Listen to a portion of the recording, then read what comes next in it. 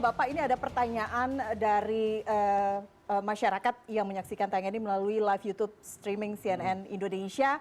Saya mohon karena ini segmen terakhir untuk merespon karena kita tahu Singkat-singkat ya. tentang ijazah, dugaan ijazah palsu ini sudah ramai berbulan-bulan dibicarakan, sehingga kemudian dari Angle Side, terima kasih Anda sudah bertanya.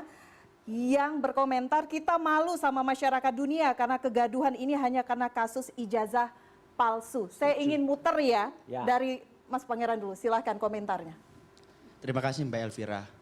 Tadi saya ingin sedikit masuk dan mengomentari apa yang disampaikan oleh Bang Roy terkait dengan ijazah Mas Gibran.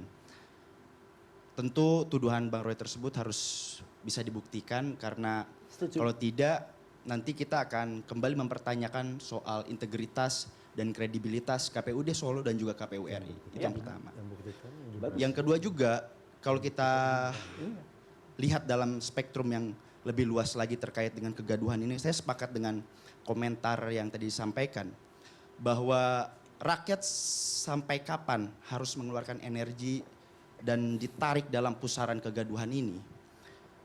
Demokrasi yang seharusnya itu bisa membawa kita pada demokrasi yang substansial, tidak kemudian ini masuk ke dalam ranah-ranah yang tidak konstruktif. Ada sebuah terminologi Prancis yang ingin saya kutip. La liberté n'est pas la possibilité de réaliser tous ses caprices. Elle est la possibilité de participer à la définition des contraintes qui s'imposeront à tous. Kebebasan bukanlah medium untuk mewujudkan semua keinginan. Ia adalah medium untuk berpartisipasi dalam mendefinisikan batasan-batasan yang akan diberlakukan untuk semua orang. Dan saya lihat hari ini sebagai generasi muda, saya berharap bahwa mari kita tempatkan demokrasi kita di atas pedati kebebasan yang sangat visioner sebagaimana moto Hari Ulang Tahun Kemerdekaan Indonesia yang ke-80.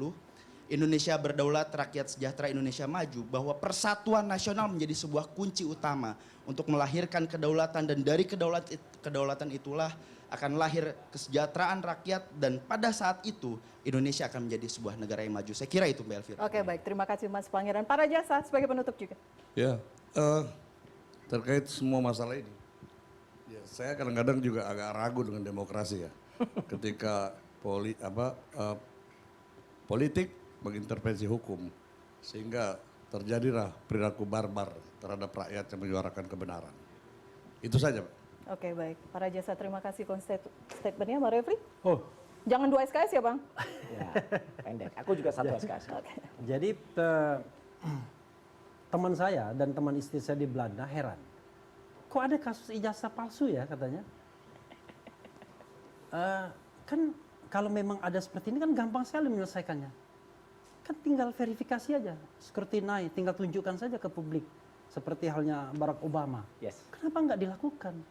Kan itu, saya kira kalau misalnya ditunjukkan ijazah sokol aslinya, lalu dipanggil ahli-ahli independen untuk melakukan penelitian, baik yang pakai perspektif apapun, mau digital, mau pakai analog dan lain sebagainya, pasti akan solid kalau seandainya itu dilakukan secara objektif dan ilmiah. Itu satu. Dan yang kedua, begini, demokrasi konstitusional itu bukan sesuatu yang harus sama semua kita. Tidak boleh ada perbedaan. Kerangkanya sudah ada, tapi kerangkanya adalah konstitusi, itu constitutional demokrasi. Nah, saya kembalikan prinsip negara kita adalah sovereign people sovereignty. Jadi yang berdaulat itu adalah rakyat. Dan kedaulatan berada di tangan rakyat dilaksanakan menurut Undang-Undang Dasar. Bukan menurut Undang-Undang ITE dan Undang-Undang KUHP. Di dalam konstitusi itu ada kebebasan-kebebasan yang dijamin yang merupakan human right. Dan sudah diakui baik oleh Indonesia maupun bangsa-bangsa di dunia. Salah satunya adalah pasal 28F, hak untuk mendapatkan, memperoleh, mengolah, menyimpan, dan menyampaikan informasi ke publik. Itu hak asasi manusia yang tidak bisa dibatasi sembarangan. Nah, karena itulah susahnya kita, penegak hukum kita ini tidak bicara konstitusi, bicaranya Undang-Undang ITE dan KUHP. Maka kemudian salah semua pelajaran hukumnya. Itu yang ingin saya sampaikan. Baik, Bang Refli, terima kasih. Bang Freddy. Ya, saya sambung sebetulnya Bang Refli. Jadi Undang-Undang Dasar kita juga menjamin dan melindungi hak-hak orang lain yang diserang, ya. Jadi kebebasan berekspresi itu dibatasi oleh hak-hak orang lain, tidak boleh menyerang hak-hak orang lain yang diatur juga oleh undang-undang yang disebut tadi KUHP, Undang-Undang UTE. Itulah proses pembatasan hak-hak kebebasan berekspresi itu. Dan itu juga dijamin dilindungi oleh Undang-Undang Dasar 1945.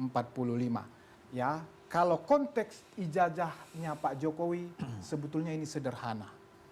Ya, ketika UGM sebagai lembaga yang mengeluarkan ijazah itu sudah mengatakan ijazah itu asli, benar mereka keluarkan, sebetulnya ini sudah selesai.